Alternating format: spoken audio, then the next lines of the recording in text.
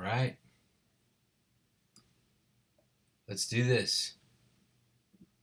First intro video I've ever done. Let's do this. Here we go. Y'all ready to go Coronatown? Here we go. Oh man, my shirt and my hat looks horrible. Bad start.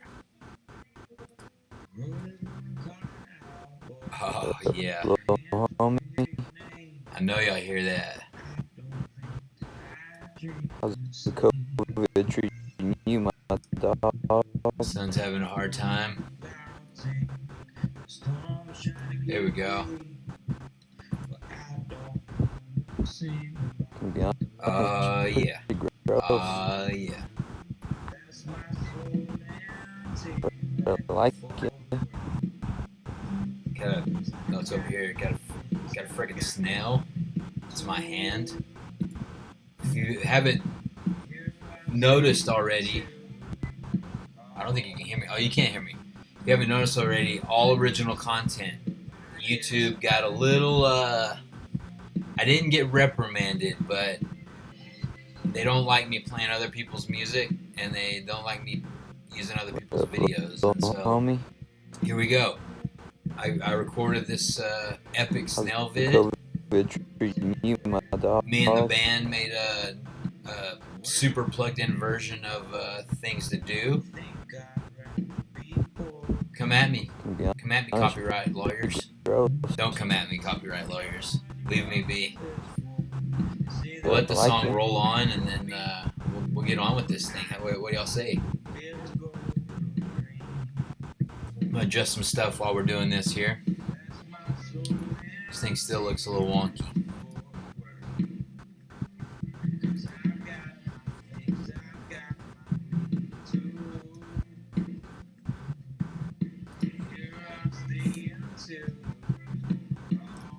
Ooh. It's gonna be good enough. We'll live with that. Homie. How's the COVID treating you, my dog? Oh, maybe it does. We do have snail video audio. Just how we do it. The executive producer told me the snail video has audio. Forest, Amazon music, jungle music situation. Got Mr. Hicks, the Whistler, in house. We are doing it.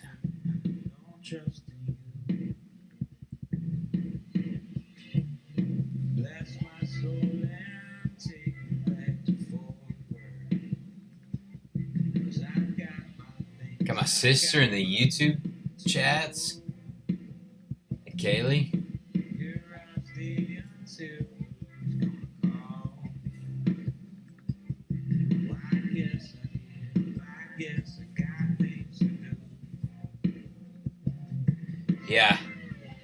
Yeah, Mr. Hicks, we had a video audio situation, much like the jungle music.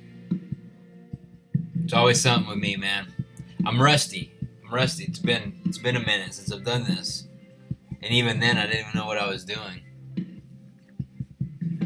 So let people get a little settled in here.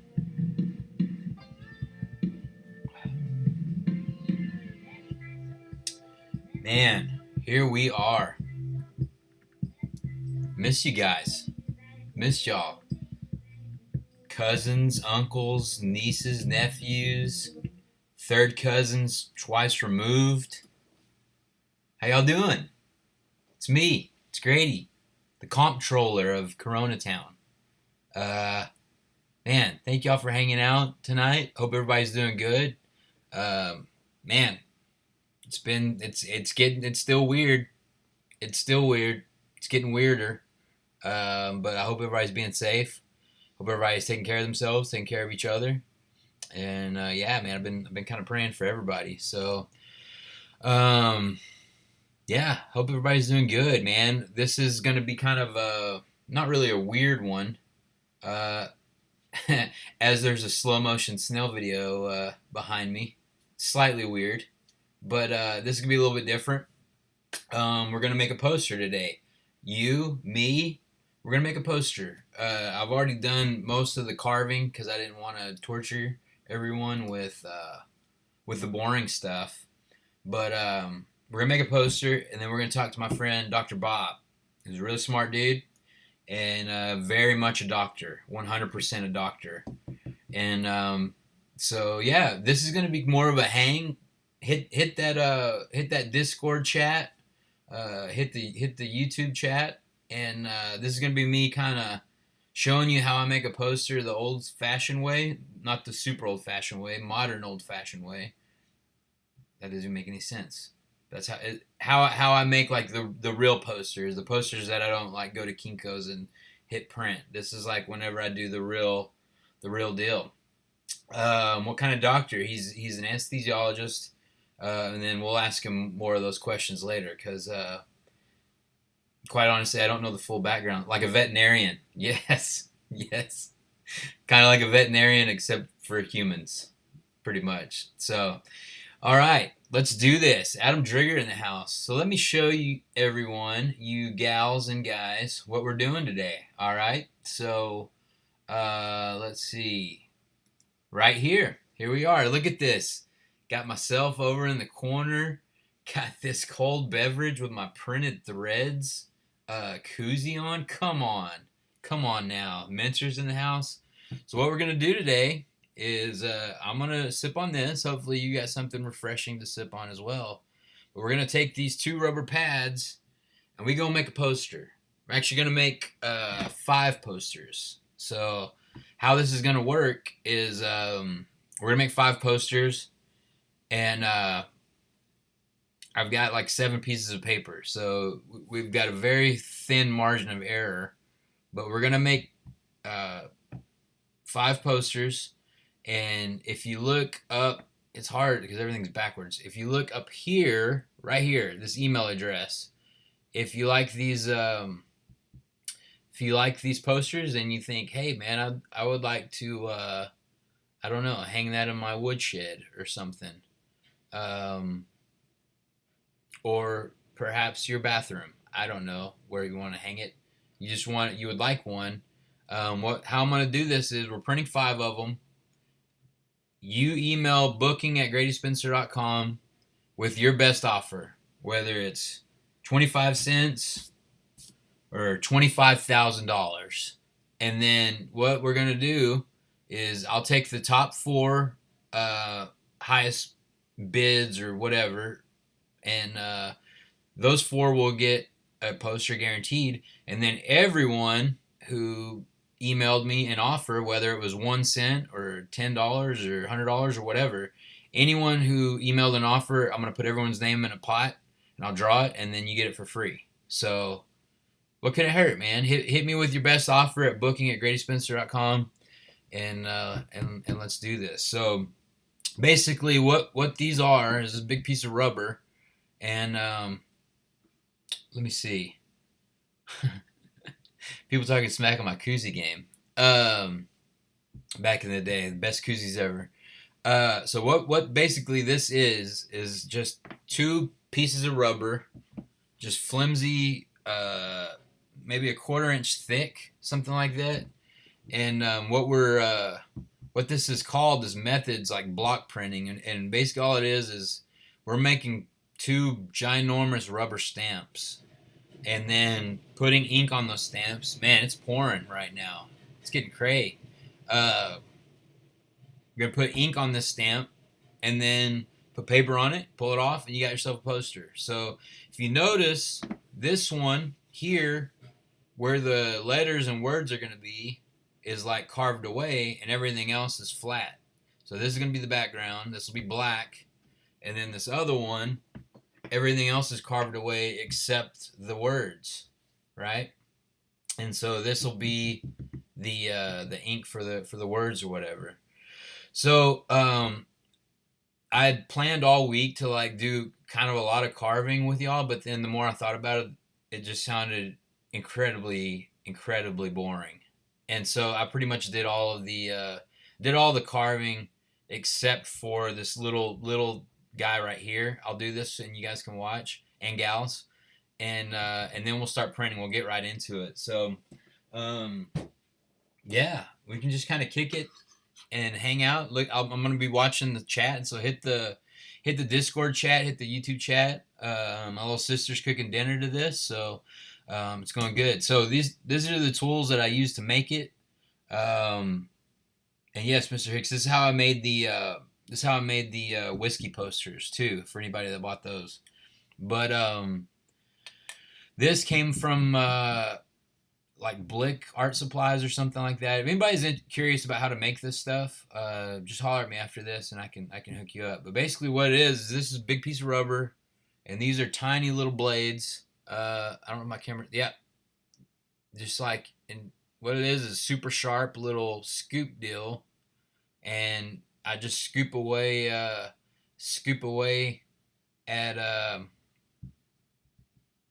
where you want to take it out. And so it's really not rocket science. I'm literally making a glorified stamp, but it's cooler in my mind, at least, than just emailing it to Kinko's and saying, "Hey, have your robots print this," which is pretty rad in itself. But I did tell everyone that I was gonna be doing a lot of carving. So if you feel like you're being cheated and not seeing enough carving, I actually was thinking about you guys because I know there's a couple of nerds out there that are kind of like me who want to see how the sausage is made. So I recorded a video where I did all this stuff. It looks just like this, and it's on YouTube. So you could search. I think it's already live. You can search Coronatown pre-carving, I think, if you want to go back and see me do this stuff. It's really, really boring, and I accidentally had, I know, audio issues, hard to believe, but I was playing a guy named Theo Katzman's album the whole. You can't hear me talking, even though I'm like telling you what I'm doing. You can't hear any of that because I'm an idiot. So, anyways, let's carve this thing. So yeah, he's asking what I did with the rubber mats from the other posters. The other posters were actually wood, and I've still got them. They're over here, but those I might go back and print a couple more just because I sold out of them that night, and people got a little bit upset with me over that. And so I might do one small batch of those, but maybe not. I don't know. That might cheapen the people who got them that night. We'll see what happens. But these literally, if you can't tell what this is gonna say, by the way, it says "Nothing is bad." It's one of my songs. People kind of have gotten into it lately, or the past year or so. It's kind of been popping. But anyways, I was using a big wide scoop. I'm gonna get a more precision thing, and if you can tell, you can see is a little bit maybe. Can't really tell. I mean, Brandon says the focus is picking my hat. I'll keep my hat out of it as much as I can here, but this one's just like a super deep, more precision type cut. If you can see that gouge, you kind of want like a super deep gouge to, because what happens is you'll see here in about 20 minutes is we're gonna roll this ink onto the high areas, and you don't want ink getting on the low areas because then it gets messy. Which a little bit of mess is kind of good because it kind of proves, hey, this isn't a Kinko's situation. This is some guy with too much time on his hands sat in his room and carved this stuff. But basically, you want a really deep gouge where the edges are, so the ink doesn't get on it. And so, if you can see the lines of the edges of the letters, basically the way I do it, it's kind of cheating because I'm not that great of a freehand artist. Is that I'll print out what I want to do. I'll draw it on my iPad. Okay, executive producers with Brandon Rust. Apparently, as I bend over, the hat is jacking everything up. I'm gonna try to do it from back here so it doesn't mess everything up. But basically, I draw everything on my iPad or kind of design it, and then what I do to kind of cheat, but also just kind of my method is I'll I'll print that out on paper, and you take your paper and I kind of tack it to the rubber mat, and so it's backwards. So like when you put the poster down, if you can tell by the camera, this is backwards. But when we put the poster down, you pull it up, it's gonna look right because it's like a mirror, basically.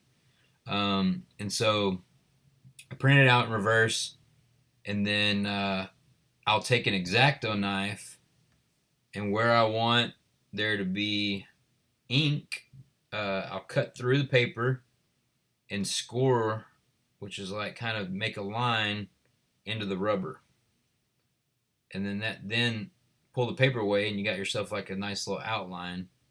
It's basically just like a 35-year-old man doing arts and crafts, is what it is, 100%. But what is arts and crafts? I ask. I would challenge. Was Benjamin Franklin doing arts and crafts whenever he was on a printing press? Huh? Was um, was frickin' Michelangelo doing arts and crafts, painting stuff? You know. I know I'm talking to no one right now, but if you guys can bear with me for about 12 more minutes, I'm gonna have my friend Dr. Bob on here, and I'll be talking to him, and this won't seem as weird. Uh, or maybe it will. Maybe it only gets weirder from here on out. I'm just gonna get rid of the hat because, yeah, let's get rid of the hat. Maybe that'll help. Y'all get to see my when I bend over my gray hair in all its glory. You know, times are hard. We're in quarantine. I can't go see my stylist to get my roots. I can't get my roots done, and it's bad. Everything's bad. Um, how's everybody doing in here in the chats? It's a little more quiet, and I was expecting that because this isn't a music one. But how y'all doing, man? We all eating. Me and my friend Brandon were talking about uh, funny stuff that we've been eating in quarantine. Last week, you know what I did? I made a leftover taco meat and fried egg open face sandwich, and you know what? It ruled. It was great. So hit me in the hit me with what y'all been eating. What's the weirdest thing y'all have eaten so far? My little sister, she's making her own naan bread. Perhaps she could tell me exactly what that is, because I don't know. Homemade bread, I guess. Let me know, Kaylee. What is that? And it's no accident that I'm going to bring my friend Dr. Bob on. I know this is quite not thrilling, but what else are we going to be doing? You're going to be watching um, CSI San Angelo or what? It's it's like how much TV can you watch, really? And not to say that I could ever compete with the franchise that is CSI, but at least this is something different. Not killing anybody unless I just jab this thing into my jugular by accident, but being careful. That's the thing. If anybody is watching this and they want to get into this, um, you got to be careful with these things because they're super sharp on purpose. Like they cut this stuff really really easy, and if it cuts wood and rubber really easy, it'll cut your finger super easy. And I have cut myself plenty of time, and yeah, because I'm an amateur. Okay, we're almost done. We're gonna clean this up here in a second, and I think we're gonna time this just about right. I want to kind of finish up the main carving, and like I said, if you're into this and this is kind of like peaceful to you, which it was to me, it is to do it. You can go watch the video on YouTube of me carving like pretty much all this with a really great album. Hopefully it stays. Like I said, I've had some boo boos. I'm learning as I go with YouTube copyrights situation, and I've been doing a lot of research. And I don't want to. I'm not trying to screw anybody over, but then there's also a fine line of apparently I forget the term, but basically like the people who watch people who are watching like reaction videos, like if somebody's watching a comedy sketch and giving commentary over it, they can do that. So there's like a fine line of how you use stuff, and I'm still just trying to tread those waters because the more I got into it, um, I started seeing that a couple of my old videos have already been flagged, and I was like, how, and it was it was my own music, which I guess they don't know, they can't verify my username that I own it, so it makes me glad that they're looking out for songwriters and rights holders like myself. But it's also kind of like just trying to make content, guys. Come on, just trying to make some content. Um, Fair use. That's the term I was trying to think about. So if this seems quiet, that there's no music, that's on purpose. I was gonna play y'all like a nice, soothing Coronatown playlist, but I want y'all to be able to watch this later if you want. And I don't want to get in too much trouble with YouTube and then they shut us down. I might be going to be splitting the signal to Twitch soon. Mr. Hicks over here has been helping me navigate those waters, and we'll just have to see how it goes. I'm on a Mac, which is not a brag. It's just it makes things harder. This whole live stream situation is built for kind of the gamer crowd, and a lot of those guys use Windows apparently. Who knew? Okay, so if you can tell, now you can see it. I got is pretty clean right there. I'm going to clean this up just a little bit. I'm going to clean this up for about 5 minutes, and then we're going to bring my compadre, Dr. Bob, on, and I'm going to ask him questions. You can type your questions that you've always wanted to ask a doctor. I'm not sure if he has his Discord chat up or not.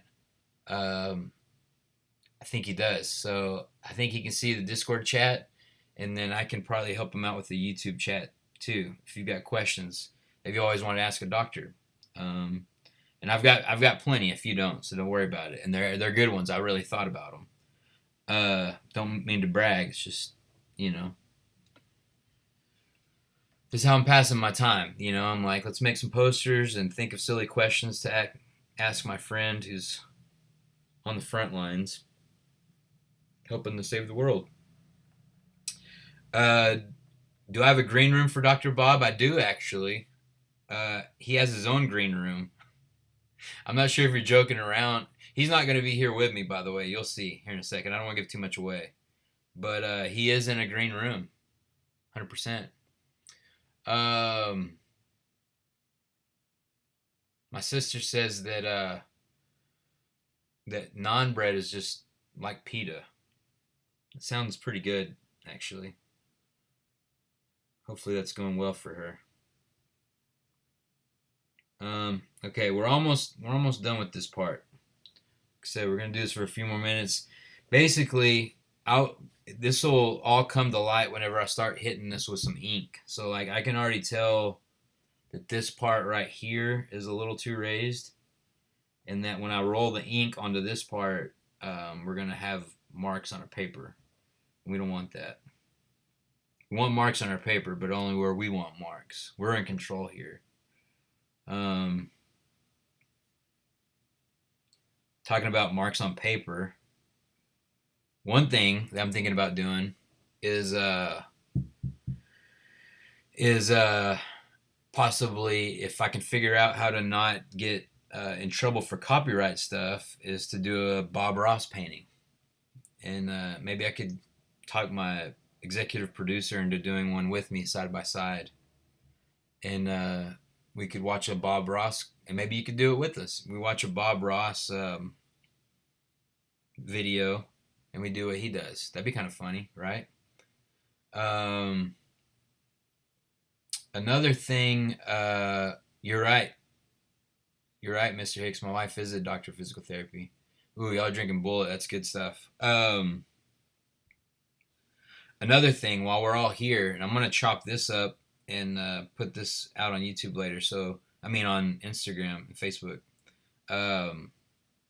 So the background videos, a couple of them have been okay. They've not raised any alerts or anything, but half of them have. And so what I'm thinking about doing is let's make this like a community thing. And you guys send me interesting, family safe, family friendly videos. And we just build our own background. And it has to be videos that you own, that's on your camera. I'm thinking like it could be somebody, your great uncle Ernie falling, or maybe just you playing chess. Just I'm leaving it open. Like there's no constraints here. As long as you own the rights and it's family friendly and clean. Daniel Bronner, if you're in here, send them to me. Send them to this one right here.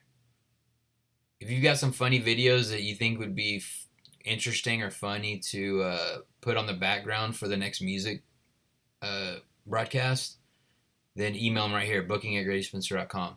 And this is where you can email your bids or your price or whatever too. Okay, I'm gonna call this just about good, and if we've got some discrepancies later, we'll clean it up as we go. We'll do it live, as Bill O'Reilly said, one of the best videos ever. Okay, let me catch back up on the chat here while we're talking. Yeah, you're right. My wife is a doctor as well.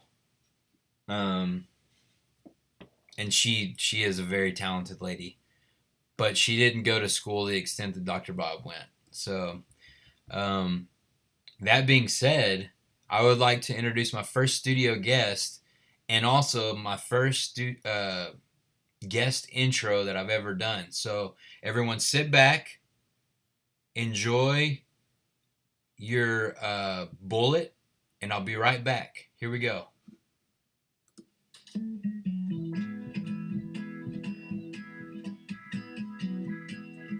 Oh, yeah.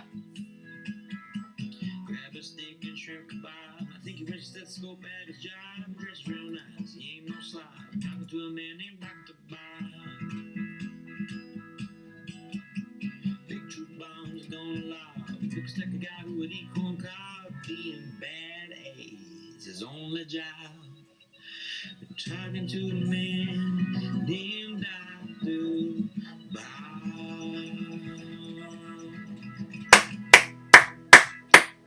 Should have built an applause track into this thing. Oh man, it is time. Ladies and gentlemen, I would like to introduce you to the one, the only, Dr. Bob Booth. How are you, sir? Man, I'm amazing now that I've seen that. Yeah, dude. Yes.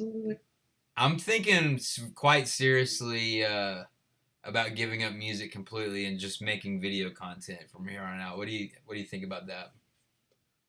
Man, I would pay for that. I would pay for that. Yeah. Is that a Tiger King? Say it again. Is that a Tiger King? Tiger King reference. I know that you and Allison, your wife, have dabbled a bit into the Tiger King world, and it's a little nod to Joe Exotic, who is here in Fort Worth. Did you know that? Did you see that on the internet? No. Yeah, like in a prison here? Yes. So something about the corona stuff. They had to transfer him here, so he's in a facility, a prison here in Fort Worth. So if it wasn't for I'm thinking about breaking social distancing to just go visit him. I'm sure that the waiting list to go see him is like insane. But yeah, it's good stuff. So let me get my form. What's that? Don't you think it's kind of ironic that like he got famous for putting animals in cages and letting people pet them, and then now you're probably willing to go out and pay money to go see that dude in a cage? I would pay hard-earned money to go see that man in a cage, just to say what's up. Like I don't feel. I mean, I think he was a bit of a bad guy, just in the way he's euthanizing tigers. We're not here to discuss the ins and outs of that, but I think of all the characters on that show, he I need to up Bob's volume. Okay, hang on. Let me try and figure that out. Is of all the characters on that show, I feel like he's the tamest, other than his campaign manager. You have thoughts? Have you?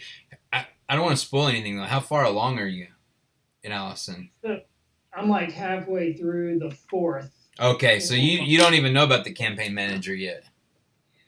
No, I don't know. It's hard. I mean, everybody's binging. They already know everything that's going to happen. Yeah. So I almost have to go on immediate blackout. Yeah. I don't want to know how this ends. Yeah. Kason, is his volume better now? Can you hit me with some volume feedback if we need to? Okay, so first off, let me make sure people can hear you.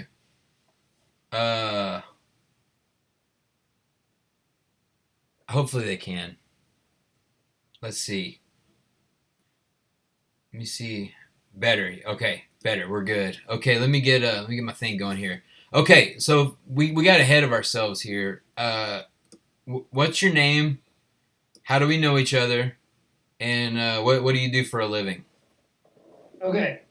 So, real quick. So while Bob's talking, I'm gonna be kind of working. We've already talked about this. I'm not being rude to Bob.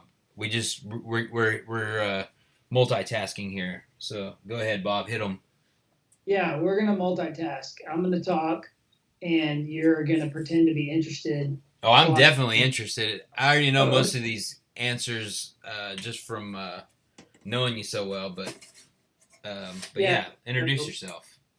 My name is Bob. I am an anesthesiologist, so that's where the doctor part comes in, as you mentioned. I have known you for many years, more than one, less than 3, somewhere in there. I would say that's many to like an wasp. That's like 10 lifetimes. Yeah, or a billion. That's a good point. Probably somewhere between the range of 14 to 21 dog years. Yeah. 17. Yeah. Yeah. I mean, I'd probably go with the 17. Did we meet each other as stuntmen? Or I can't remember. There's so many things we have in common. I think it was a high stakes poker game, if I'm being truly honest. Yeah. That sounds about right. No, definitely a fan first. That was before the stuntman thing. Yeah. Fan of the music first. Live in Fort Worth, so just so happens you may or may not be kind of famous for writing a song about Fort Worth. So allegedly. Yeah. Allegedly. And so, anesthesiologist, does that mean that you fix people's feet, or what does that mean? So tell me like you would a third grader, because that's what I am. Right. Okay. So when people require surgery, invasive procedures on their body, do I need to tone it down a little bit more, or? No, I think that's good. I think you're nailing it. So those can be painful. And we want to make sure that patients don't feel pain, so I give them medicine so that they can sleep and surgery can be conducted, and then they can wake up and it's like a miracle. Yeah, it's just like a miracle, dude. I have thought about that, man. I don't want to get into the ins and outs of medicine, but it was crazy. Like whoever did the research to say like this amount of stuff here in your bloodstream is gonna make you go to sleep, but then you'll wake up in a predictable amount of time. Yeah. So that's wild. So let me describe what I'm doing here, and then we're gonna get into some questions that I've always wanted to ask a doctor. Are you cool with that? Yeah. Do you think maybe I'm looking at the screen? Do you think maybe I'm quiet because my head is extremely, extremely small? It could be. Would you like me to make your head bigger? Do you feel uncomfortable with your head size? I don't know. I mean, it's bigger than that in real life, right? That's I don't know. Yeah. The problem is that the man's body who I have implanted your head upon is a doctor from the 1950s. So the human race was a lot smaller then, So it was like, yeah, I don't know where I was going with that. But anyways, let me tell people what I'm doing here, and then I'm gonna ask you some questions I've always want to ask a doctor. So if you see behind Dr. Bob, there's a piece of glass here, and there looks like there's just a whole B load of black ink, and there is, but it's on the bottom side and it's dry from the last posters I did. So basically, what I'm doing is I'm taking this roller. It's called a bray, and you want the ink to be as smooth as possible. So you use glass because the ink won't soak into like a paper plate or something, and then it keeps it smooth. And so what I'm gonna end up doing is, as we ask Dr. Bob questions, is I'm gonna roll this onto this, and this is gonna be our black background, and then the letters are carved away. So we'll do all the black part, and then we'll put this away, and then we'll do the yellow part to put the letters on. Does that make sense, Bob? This process? oh yeah. Yeah. So, Yeah. So okay. So I've prepared some questions for my friend Dr. Bob. Like he said, we've known each other for several dog year decades. But I've never thought to ask him these questions, so I'm just gonna ask him as I work here, and and then we'll go from there. Yeah, someone said all I know is anesthesiologists have Sarah. I know is anesthesiologists have the epidurals. So y'all like a godsend to birthing women. So okay, first question, Dr. Bob. Are you ready? I'm ready. Hit me. Okay. On a scale, I was gonna print note cards out like a real Johnny Carson guy, but I didn't. I forgot, and so I'm just reading these off my iPad. On a scale of 1 to 10, with 1 being a splinter and 10 being a leg hanging on by a tiny piece of skin, at what number do you become freaked out if you're on a camping trip with a group of friends and people look to you to take charge? So we're testing your doctorhood, right? So like at what point between a splinter and someone's leg hanging on by a thin piece of skin do you poop your pants in stress? So you want to know how calm I am under pressure, right? Or how calm you feel like you are. Yeah. Right? So I've got to ask a really important question. Okay. About Look how good this looks, by the way, Bob. Do you see this? No, you probably don't yet. Oh, I see it. I got multiple screens going up. It looks amazing. Okay, good. Well, I mean, there's a little bit of lag, so you could have messed up and I hadn't caught it yet. Yeah. I'm really excited on this right now. Okay, what's your qualifying question here? Well, is it my leg or somebody else's leg? No, all of this is someone else. Okay. And they're looking for you to be like kind of like the TV doctor guy who's going to pull this together and potentially save someone's life. So knowing that it's not my own leg, I'm like super confident. Yeah. 10? Should I say 10? That sounds cocky. 9.5? You think you could So what would be the move? Like if someone's leg is hanging on by a tiny piece of cartilage, what would you do? Yeah. So you want to stop the bleeding? Okay. Let's be honest. Hey, first of all, so we don't get sued, this is all entertainment, okay? So if someday you see someone's leg hang on a piece of skin and you're like, oh, that Dr. Bob guy and that weirdo who was rolling ink on rubber told me to do this, that's not going to hold up in court. And I will put this on YouTube. So this is not medical advice. This is not legal advice. This is purely entertainment. So continue on. Okay. Yeah. Tell me how to fix someone's amputated leg now. Because I can tell you like 95% of what I'm going to say right now, I'm just making up because you're out here like rolling ink and Yeah. on this green spandex suit, and I've got the body of a 4'10", 1950s doctor. Yeah. On the screen. Let's just admit it. That leg's probably not going to make it. So you just pull it off. Well, I don't know that that's necessarily the first thing I do as much as it is trying to control bleeding, because that's what's going to get you. Yeah. That scenario. Yeah. So, you'd like to be sterile, but let's be honest, you're camping, so it's probably going to be hard to kind of keep that clean. And sure. Depending on how high up the place is, like on the leg, where the injury is, you want to get some type of a tourniquet around there, and then I suppose you could have somebody else put the rest of the leg on ice, but it's probably not going to do anything because that leg's probably not good. Yeah. It's probably more somebody else something to do. Yeah. It's in bad shape.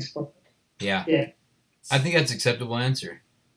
So if you see now, Dr. Bob, I've flooded my surface, but I have problems. Right here, there's ink. The rubber is too raised, and right here on the edges. So I'm going to clean this up while I ask you the next question. Because what'll happen, since you just told me how to amputate a leg, I'm going to tell you how to make a poster using $12 worth of materials. It's quite comparable. But if I were to roll on right now and put this paper down, you would see there would be ink here where we don't want ink. Like you could see right here in the cursive one, don't want to toot my own horn too bad, but super clean, right? No, there's a little bit of ink in there, but for the most part, it's nice and clean. Right here, this is bad. This is bad. This is bad. So I'm going to fix this. Okay. Scale of 1 to 10, with 1 being a splinter and 10 being a leg falling off, like what number is the things that you need to fix on there, like those issues? Like this is about a 2. This is just a minor splinter because if I'd carved too much and there's just like big gashes and you couldn't see, like you were seeing lines and stuff in there, that would be no bueno. That would be a leg falling off. But this is just a simple. This is a mosquito bite, Bob. Is what this is. This is a bug bite.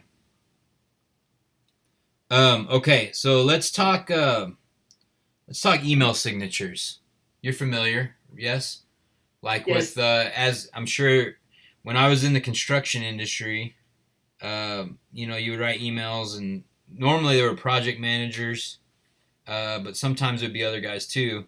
They would have like custom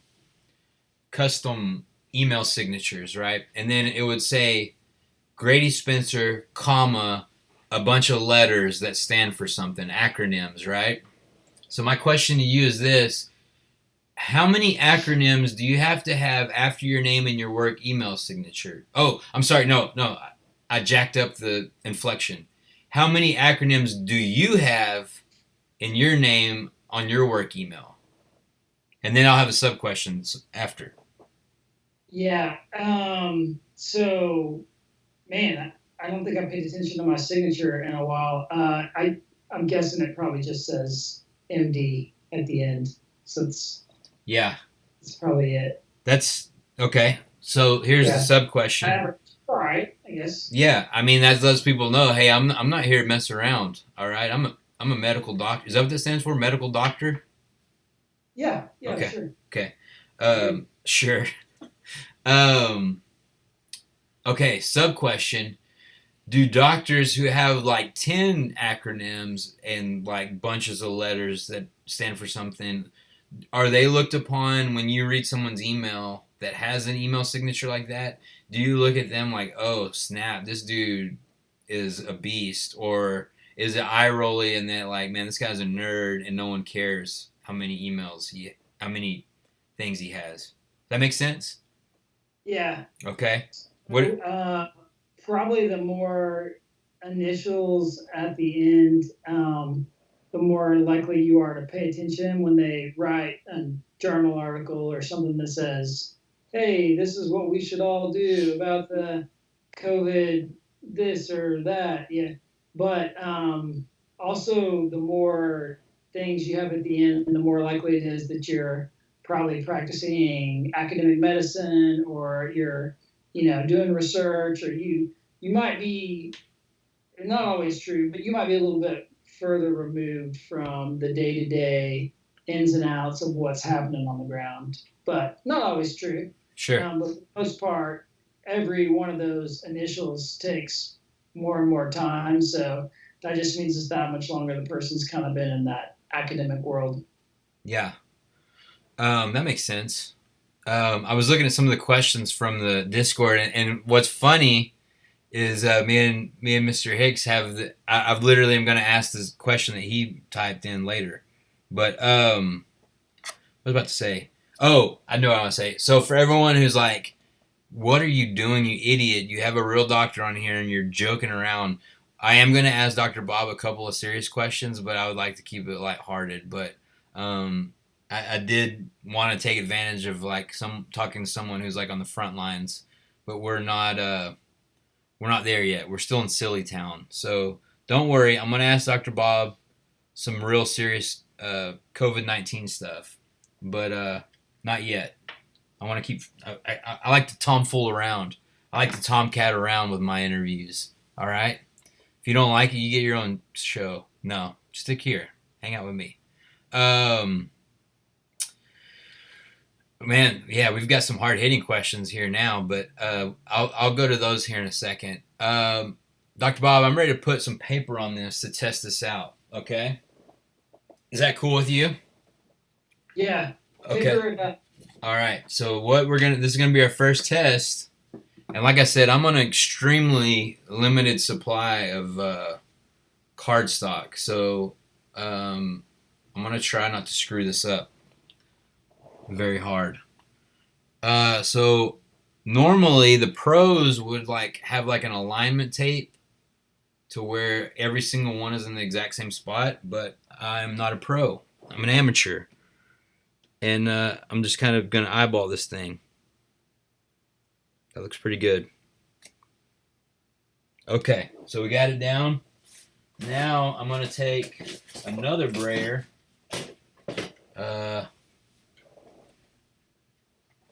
Maybe right here. Oh dang! I used the wrong brayer. That's okay. We'll use this guy. And basically, what we're doing, Dr. Bob, is this thing's gonna roll it on super hard, medical term, and get as much ink onto the paper as we possibly can. So while I bray this first one for the test, let's move on to another question. Oh man, amateur hour right here. Okay, here we go. This kind of goes along with somebody's question that was in there. After you graduated med school, where'd you go to med school? I went to med school at Texas Tech. That's where I went to school. That's where all the best people go to school. Right That's a medical fact. After you graduated from med school, from the greatest med school in the universe, Texas Tech University, how many times a week would you get text messages from family with gross pictures asking, "Is this bad?" Yeah. Did that happen ever? Oh, did happen, still happens, is probably going to happen my whole life. I think, I don't, sorry, was the question like how often does it happen? Yeah. The answer though, I'm gonna modify and say, what's the weirdest? You don't have to incriminate anybody, but what's the strangest one that you've gotten? Did it have to? Let's keep it family friendly, by the way. I don't want to hear stories about genitalia. Yeah, I think the texts from family are usually pretty mild. Family and friends. Stage of life, our stage of life. Usually it's either some traumatic injury from somebody doing something they probably shouldn't have been doing, jumping into a pool and hitting the side of the pool. It's lots of stuff with kids, man. Like, oh, my kid fell over and hit their head on this part or that part, or that's super, super common. For a while, though, it was definitely at the beginning. People would send me pictures of a rash, and that's not really the kind of doctor I am. It's not like it wasn't exactly my strong suit Sure. in medical school. I would be spending more time just kind of going, yeah, that looks red. You need a doctor, man. And so I think I said I don't know enough times on rashes that I stopped getting rash, Yeah. which is nice. Yeah. It's actually nice to get away from that because you pick up your phone and there's then you start itching, even though it's not contagious through a phone. Right. But you just and that's got to itch. Just about thinking. Yeah, just by thinking about it. Yeah. Yeah. That makes sense. So yeah, let's see how this went. If you can tell, there's marks on the back of this paper. I used the wrong brayer to put the black ink down, so I had to use an old brayer. But it just adds character. With something like this, Bob, sometimes when you make mistakes, you can just say, "Hey, it adds character, guys," and then that takes care of it. All right, let's see how this looks. Here's like the big reveal on the background. If it looks like poop, this is going to be real embarrassing, but hopefully it doesn't.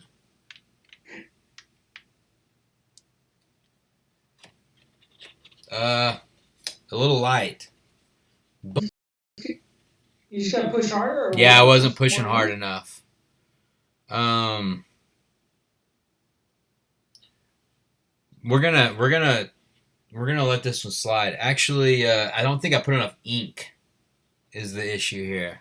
So it still looks cool. Like, I might set this one to the side. I think I've got like one or two spares. But what I'm real pumped about is the lines. If you can see that, nice clean lines.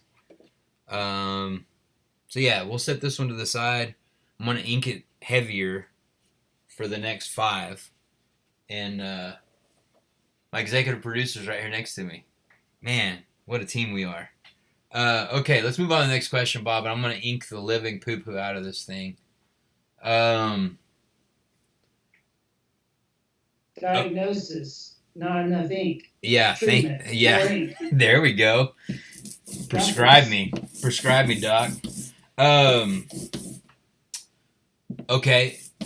When you were in med school, I know Mr. Hicks is talking to my wife about going to physical therapy school. I know for a fact when she took anatomy, she had to deal with cadavers. Yeah. Did you have to do that as well?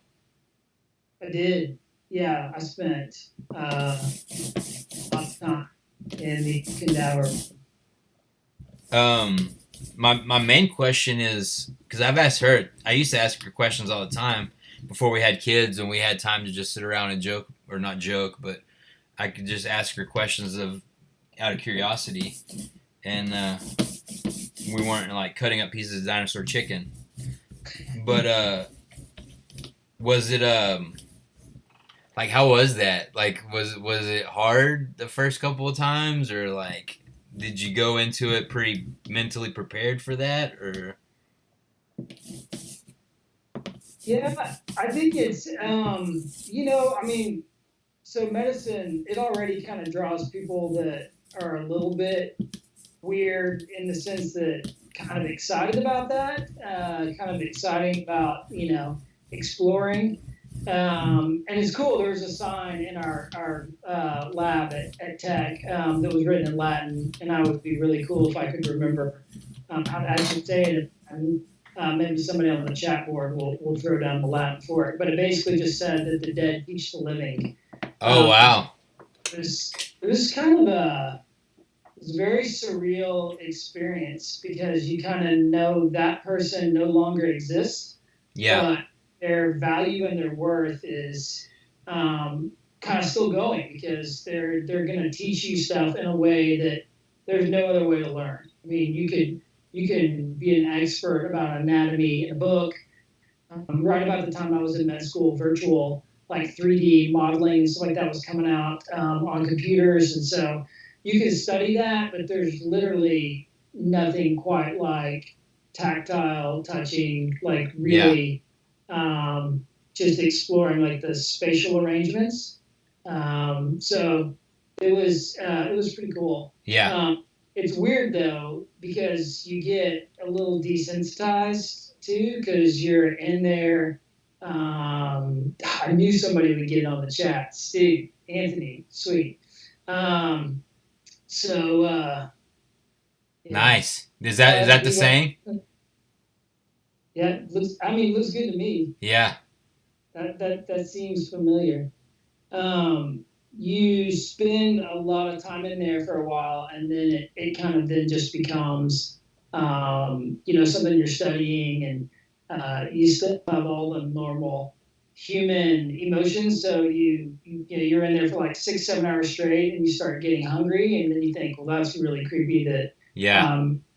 we're disassembling a human, and that's making me hungry. But then you Sure. realize it's okay. It's just because it's 2 p.m. and I haven't eaten in 6 hours. Sure. So That makes sense. Yeah. That's normal. Because part of it, from what Casey's told me, is that like at the end you kind of have to, like you say, kind of disassemble this body. I know it's not a human really anymore, but it's like it sounded intense. Yeah. Yeah. By the end, it's enough. Let's just say enough learning has happened that it doesn't really resemble. It's more like a science project. Sure. At that point. Yeah. But it's still pretty cool. Even thinking back on it now, I mean, it's kind of it's a sacred process. Sure. You know? Yeah. I mean, it's super noble for someone to do that, you know, and super rad because that's how, like you say, that's how doctors are trained. So, okay, so I'm gonna put some serious. Let me ask another question, and I'm gonna put some serious muscle on this. I just said serious 4 times, so you know it's serious. This isn't a game. Ink on there. Yeah, I did put a lot of ink on there. Okay, here's a good question. If I do say so myself, because I wrote them. Who are the bad boys of the medical community? Sub question. Actually, let's just stop there. Who are the bad boys of the medical community? As I just roll the living pee-pee out of this thing. You want to unpack that? Like, give me an example. Like, who are the bad boys of the rubber mat carving community? Huh? Are you? Who are the bad boys of the poster world? Yeah. You're looking at him, Poppy. You're looking right at him. Does that help? Yeah, because I have no idea what I'm doing, so I'm very bad, and just from lack of experience. No, I mean like when I say bad boy, like do you I feel so dumb asking this question, but do you watch like medical dramas shows?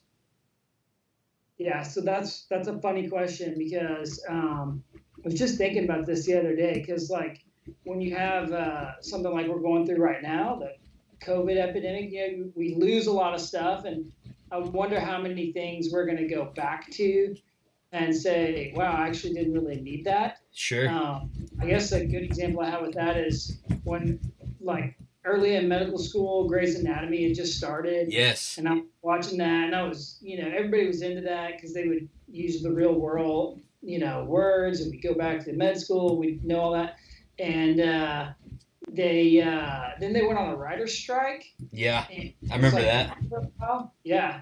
And then when it came back on, I was like, holy cow, this is absolutely ridiculous. This is the most unrealistic thing. Sorry, I feel really bad. There's probably a lot of fans out there right now. I hate to tell you this, but you're talking to two of them right here, my executive producer and myself. But as a diehard fan, I tell you that the writing went to a porta-john after the strike. Because I know a lot of the actors and actresses are your fans, and they're probably watching right now. They so are. Me and Alex Karev hang out all the They did time. a great job. Yeah. Yeah.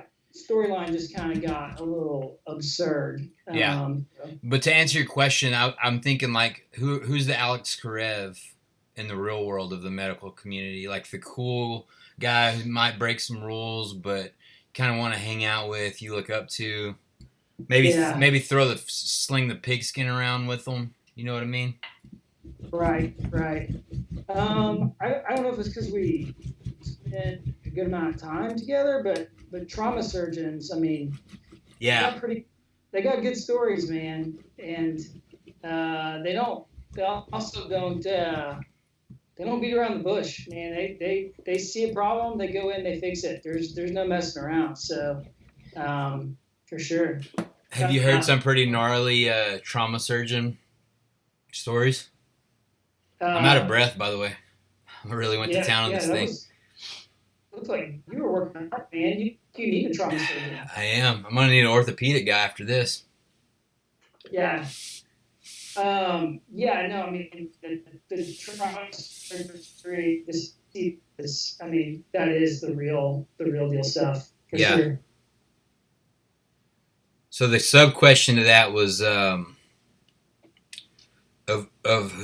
what doctor would you want to sit and have a beer with if you had to for a week, every day for a week? Would it be trauma surgeons? What specialty? Yeah, I think so.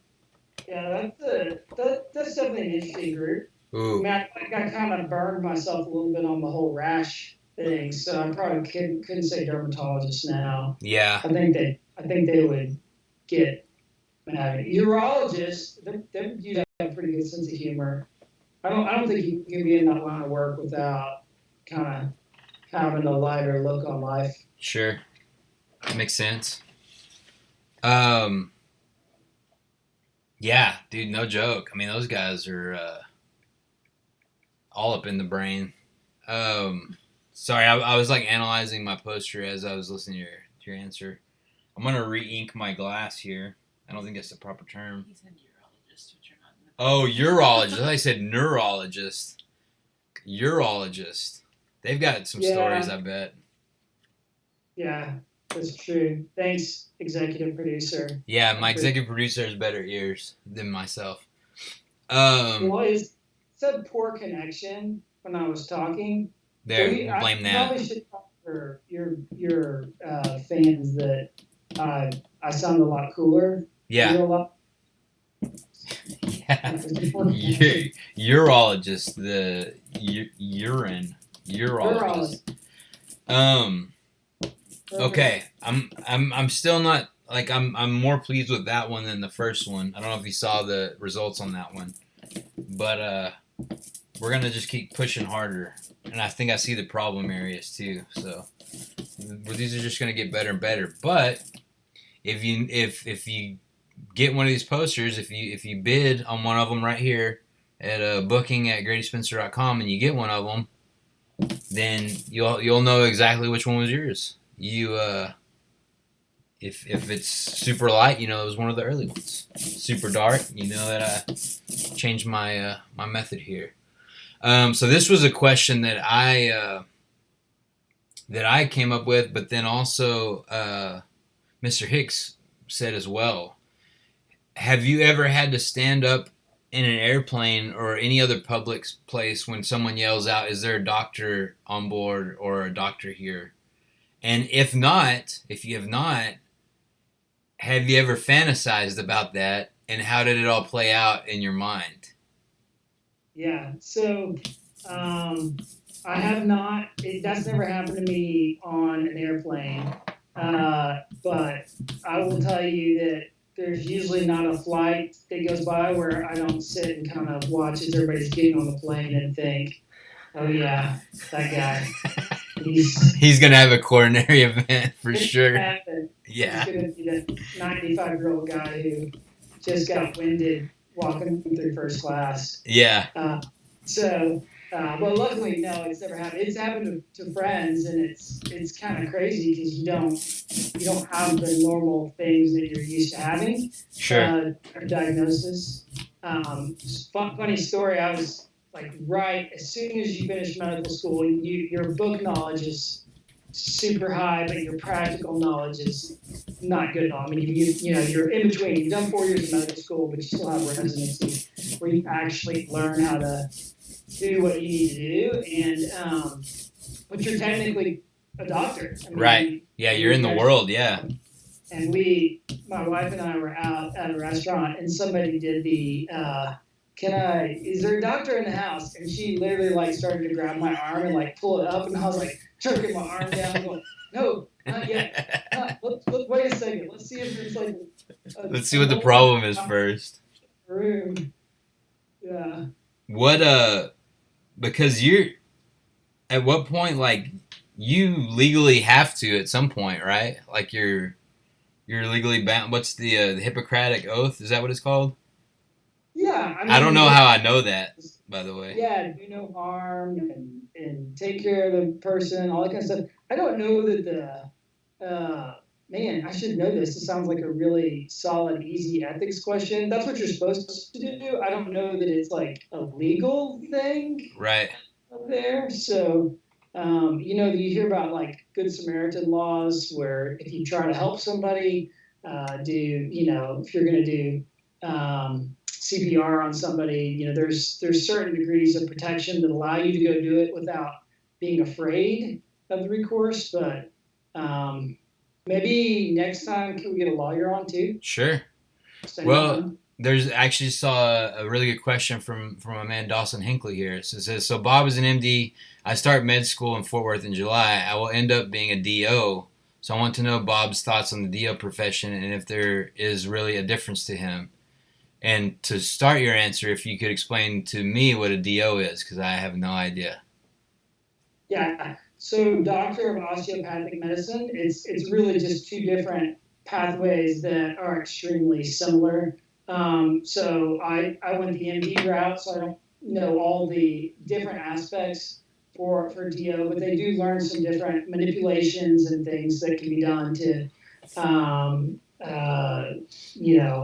improve people from a musculoskeletal standpoint. So they're really just getting some other different experiences. To my friend, who I should stare at the chat and figure out the name. Man, some of the absolute most brilliant doctors I've ever worked with were DOs, and so I don't think anybody ever thinks twice. Maybe in the past people did just because of lack of knowledge. I see it now, Dawson Hingley. I mean, literally some of the 2 or 3, I'm thinking 3 guys right now, of the smartest guys I've ever worked with are DOs. So, and there's a really strong community here within Fort Worth because of the schools right here. So, it's you're going on the right path, man. Yeah. Do it, Dawson. Show him who's boss, man. Yeah. Be the best dadgum DO this town's ever seen. And I'll keep trying to be the best poster maker this town's ever seen, but you're probably got better chances than me on that. My little sister with some good wit, she said, I think it would defy your nothing is bad poster if you call it bad.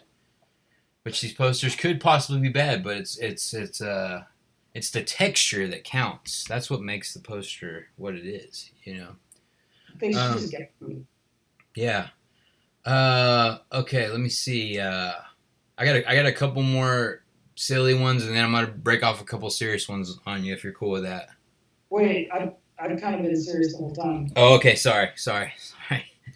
Well, then take a break on these last two. Well, I thought I got black stuff on my face, but I did not. What's one misconception of doctors that you would like to clear up to this very limited reach internet broadcast? There has to be at least 12 to 15 to 22 people here. So, what's one misconception about doctors that you would like to clear up at this time? Man, that's kind of a tough one. Yeah. Like, I feel like I've kind of been in this world long enough that I don't know what the misconceptions are or the conceptions. Yeah. Should we get some from the chat? Maybe Yeah. What are some conceptions that you have about doctors? Yeah, and I'll tell you if they're misconceptions. Yeah. Someone, Mr. Hill there, they were flying to Chicago with his wife, and they had the doctor. Is there a doctor on board happen? Yeah. Sarah her brother and sister can't watch medical shows because they get it wrong. Yeah, so I guess I would say we'll talk the medical show thing for a little bit while we get some more here in the chat. Sure. I would say exotic stuff like the shocking stuff makes good TV. Most of it's pretty rare, so that's probably why we don't really like some of those shows because they have to make some of those things more dramatic. Like what? I see some Taylor Davis coming in. Yeah. Yeah, I'm gonna have to let you guys judge on that because I'm really trying to bring my A game tonight, and that may be a conception. I think you're hilarious. Otherwise, you wouldn't be here. I don't know a lot of doctors. I don't know a lot of doctors. Period. But I got a feeling not a lot of doctors would be really pumped about me making your head tiny and putting it on a body of a 1950s guy with a logo that I created on an iPad. So I would say you're quite funny. Well, I hope so, because right now you've got a doctor trying to tell jokes, and you got a musician making posters. It's true. We're all just trying to be something we're not, I guess. I'm just over here trying to be like a Benjamin Franklin art guy. It's Coronatown. Coronatown's loco. Anything can happen in Coronatown. No personnel. Coronatown. Oh, you about to show something? Me? Yeah. How'd that one turn out? It's all right. I think this is just gonna be norm. I mean, it's not perfect, but we don't want it to be perfect, But y'all will see whenever we get some color on these bad boys, what the intent is. There's gonna be some magic, hopefully, that happens. Well, this is nowhere close to the finished project. No, this is just step one. Everyone's like looking at their watches, like, what have we done? Yeah, I'm hoping to be done with this by 10, by the way, for everyone that's looking at their watches. So no hard feelings if you can't stick around for the whole thing. Anthony asked, do doctors collaborate well? Because on the shows, sometimes they don't. There's like rivalries and stuff like that. Is there ego involved with Dr. World? So, I mean, definitely the world that I live in the hospital and in the operating room suite, you do have a lot of different personalities that have to work well together. Maybe a little bit different if a pediatrician's in their office and they're kind of the one doctor in the room and there's maybe not necessarily some tension. I would say the vast majority of the times, and certainly everybody's default position, is to work well. But a lot of what we do is just kind of common everyday things for us. So you get into rhythms, and sometimes it takes something like what we're currently going through to actually really see the full potential of how well people can work together.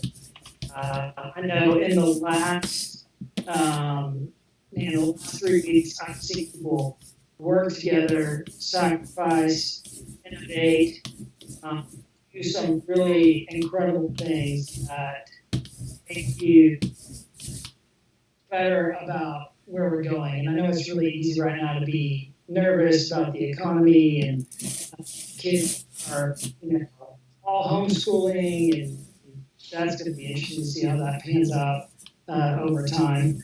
But I think I think the level of innovation from people outside of the community too, that are working together to try to get through this is pretty inspiring. So Anthony, my friend who's doing pretty good on the Latin, I think all in all, people collaborate well, and it's a bit of a more a little more of an anomaly if there to be tension. I mean, there's normal tension, just like there is in any workplace, but when the going gets tough, everybody pulls together. Yeah, it's good stuff. Well,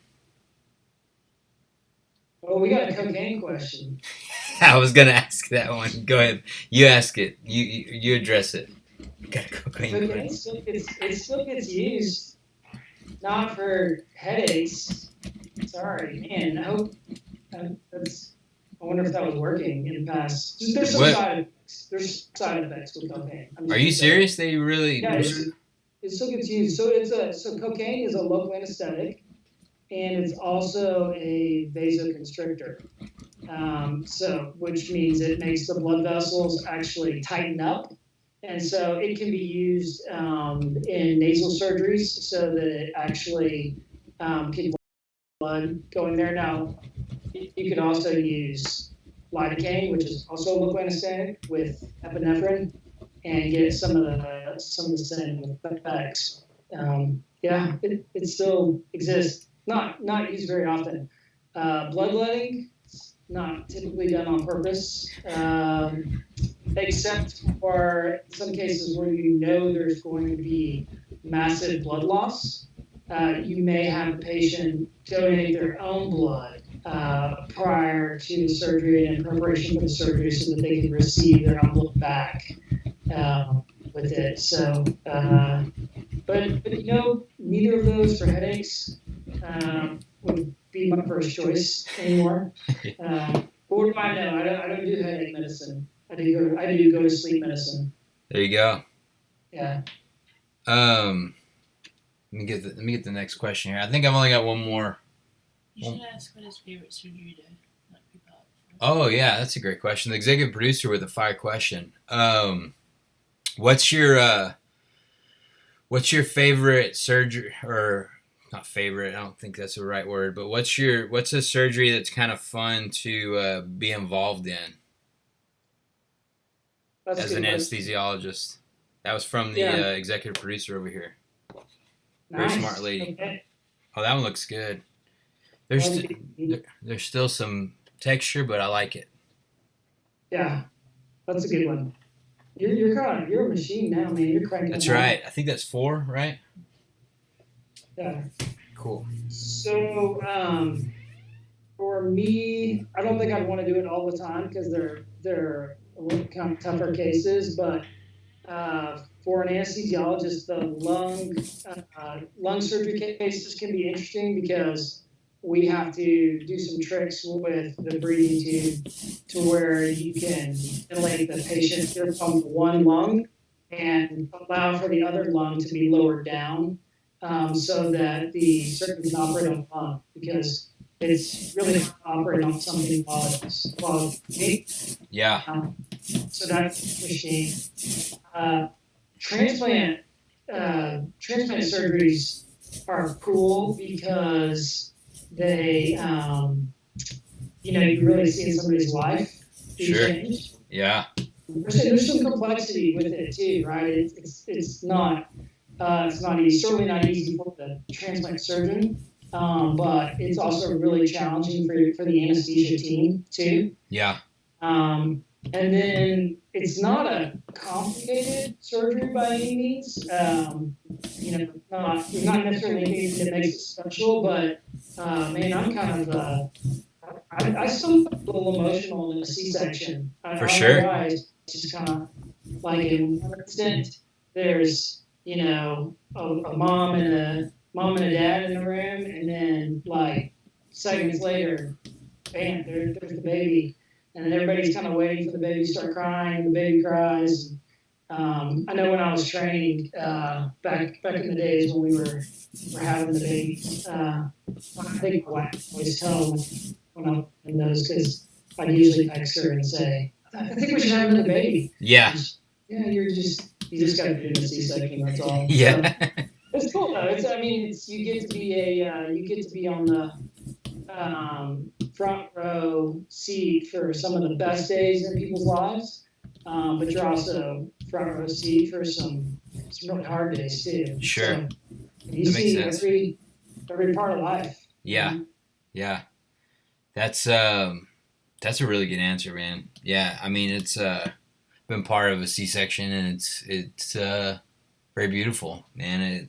I was a tearful wreck, so I could just imagine seeing it from a official capacity, for sure. Okay, let's do one more silly question, and then we're gonna move on to the real letter printing here with some serious questions. If you had not grown up to be a bad A anesthesiologist, the mentors are saying what's up. If you had not grown up to be a bad A anesthesiologist, doctor, boss guy, what do you think you would be doing for a living right now? Well, if I could go back in time, I'd probably start a toilet paper hand sanitizer Yeah, dude. Yeah. Business. But I don't know if that's what's right now, man. I'm thinking you could be a hand model. I don't know if anybody else has noticed it, dude, but your hands are sharp. You know, I'm trying to keep the nails down. Full discretion. I used to be a pretty bad nail biter, and I kicked that about a year ago. Pretty proud of that fact. But thank you for saying that. Tell you what, I could not be a model for is men's hair. Look at that. Golly, that's ugly. No, that's pretty good stuff, man. What about do you have to take special care of your hands, being that you make the music with the hands, and it's kind of an important deal. You know, you think I would? I would have some sort of plan in place, but no. I think I've heard stories about people insuring their hands, but I think they would take one look at my show numbers, my crowd numbers, and they would laugh me out of the building. But no, that's that. You know, when I was doing construction every day, I would definitely. It's something I would think about. Obviously, whenever I was dealing with like saws or things where I could get my fingers cut off, that was a scary thing. Is just trying to keep my hands safe. But So public service announcement for anybody that uses saws for a living. Those turn into interesting trauma surgery stories. Yeah.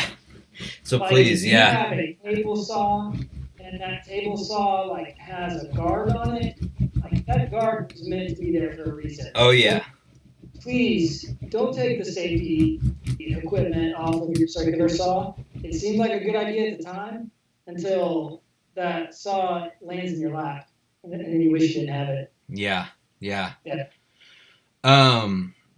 While we're there, that was a nice little segue. Let's get serious for just a second. I talked to Bob yesterday about some stuff, and he knows that a pretty substantial amount of my demographic of people who listen to my music, but just from my work history alone, like there's a lot of construction people, a lot of people who work blue collar jobs who listen to our music, which I'm very proud of, and hopefully we can keep growing that.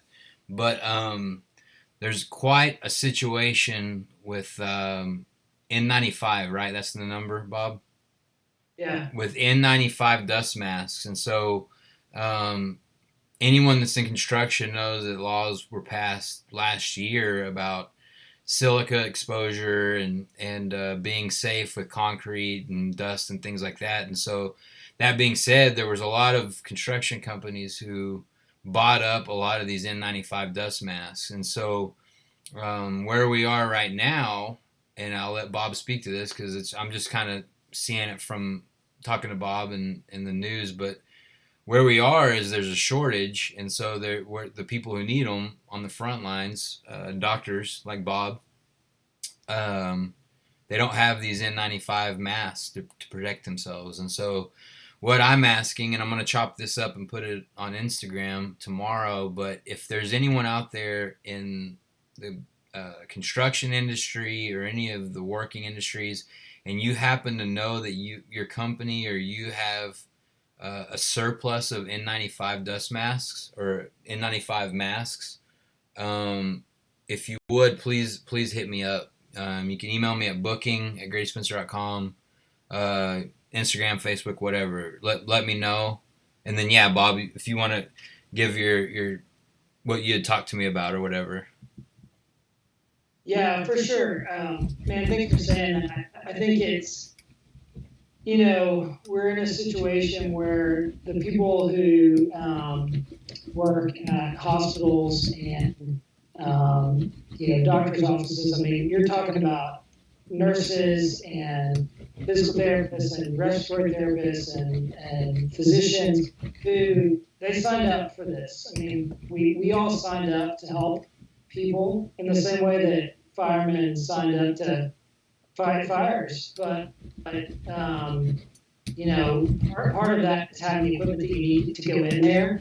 And this has just put incredible strain on everybody because so many people are needed to take care of a patient. That's a lot of masks. So we're doing everything we can to try to stretch the use of those masks and get the most out of them. But anybody sitting at home, with some extra ones in a unopened container, or certainly construction. Maybe if you're one of those doomsday preppers, and all this time you've been like, I told you guys I was going to be right, but then you go down and you don't have enough space for all your extra toilet paper you bought, so you get rid of some of your N95 masks. We'll take it off your hands. But yeah, no, thanks for saying that, man. It's for sure. We're definitely trying to get whatever we can get.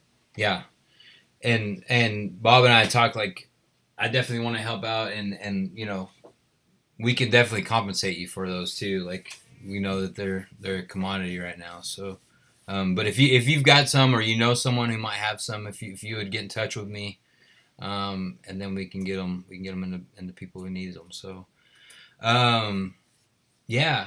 So since we're kind of there right now, I've got to switch over and do the different mat now, but I kind of wanted to talk to you about what, from your perspective, what does it look like inside hospitals right now? What are people's, obviously it's bad, but from your viewpoint, where are we, and where are people's kind of spirits, I guess, in all this, and kind of your general feelings for how it's going on the inside of where you're going to work every day.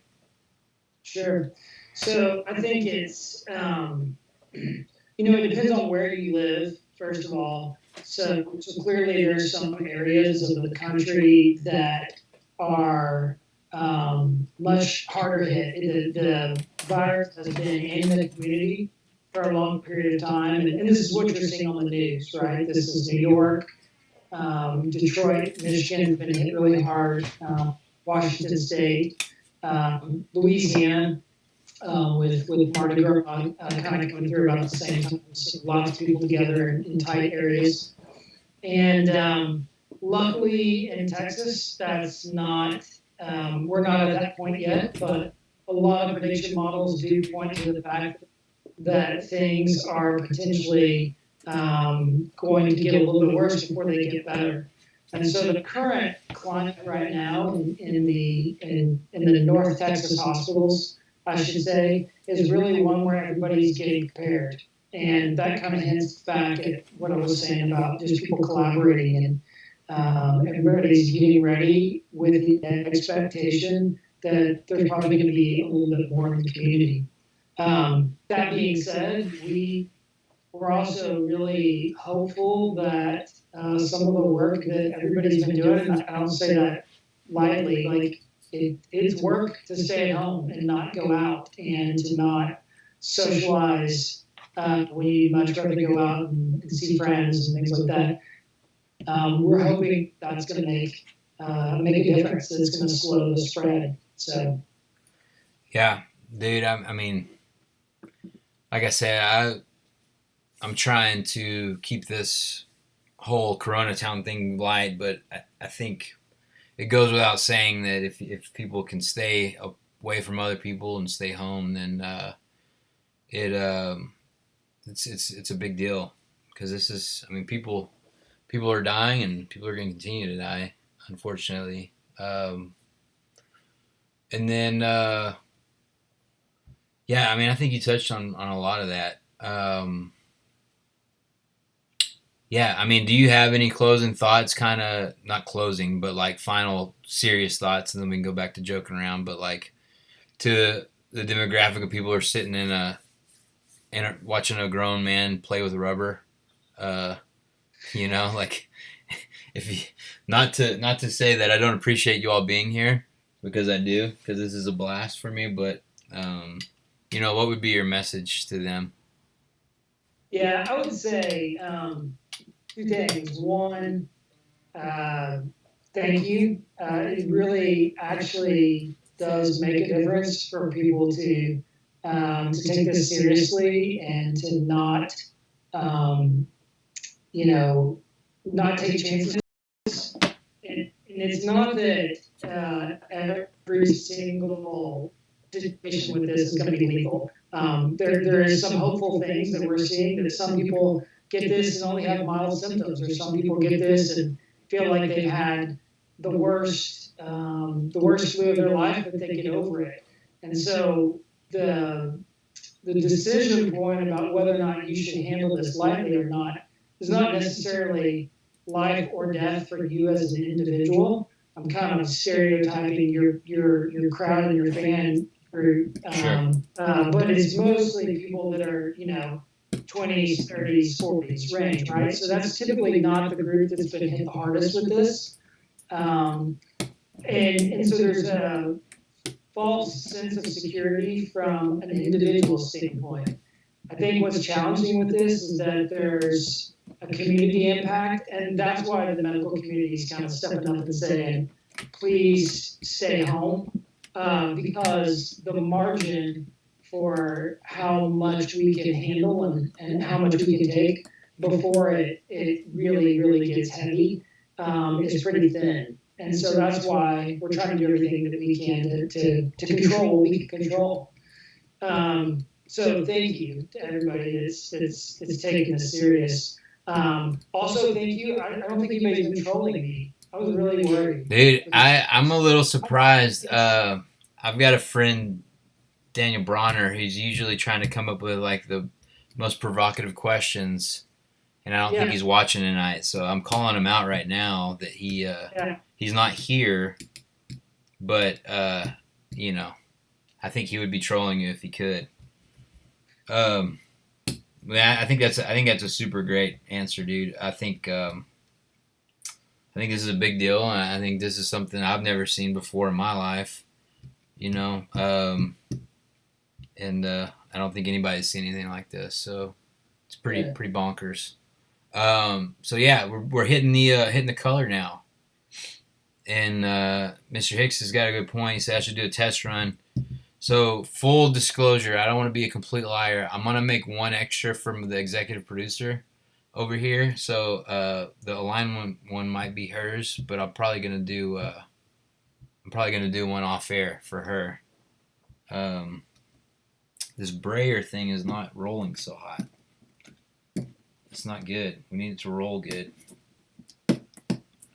I just noticed you moved my head. I just paid attention. Yeah, well, what was funny is I felt really bad doing it in the middle of the heartfelt thing you were doing, but I was trying to show people what was happening here, you know. That's Uh, fun. And I'd say something else too to everybody. Like everybody's working really hard on washing their hands and 6 feet distance and staying home and all this kind of stuff.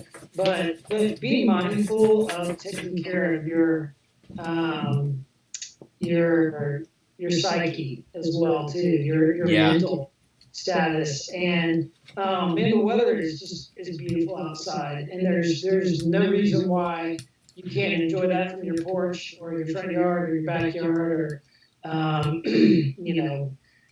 definitely take that opportunity to find the things that we all normally would be thankful for at this time. For sure.